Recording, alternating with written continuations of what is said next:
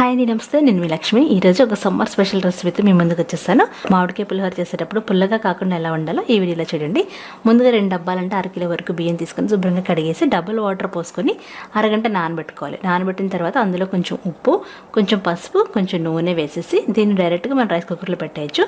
4-5 కరివేపాకు కూడా వేసేసి పెట్టారంటే బాగుంటుంది. ఇప్పుడు 1/2 కేజీ రైస్కి 2 పెద్ద మామిడికాయలు అవసరం అయితే పులుపుని బట్టి అనమాట. వీటిని చక్కగా చెక్కు తీసేసి తురుముకొని పక్కన పెట్టుకోవాలి. వీటితో పాటుగా తాలింపు దినుసులు తీసుకోవాలి. ఒక 100 గ్రాముల వరకు గ్రౌండ్నట్ ఆయిల్ వేడి చేసి అందులో ముందుగా పల్లీలు వేయించుకోవాలి. తర్వాత ఆవాలు, పచ్చనిపప్పు, మినపప్పు, అలాగే తురుముకున్న అల్లం, పచ్చిమిర్చి, ఎండుమిర్చి ఇవన్నీ వేయాలి. అందులో కొంచెం వరకు ఇంగు వేయాలి. తర్వాత లాస్ట్లో కరివేపాకు వేసుకోవాలి. ఇవన్నీ చక్కగా వేయించి ఈ పోపు తీసి పక్కన పెట్టుకోవాలి.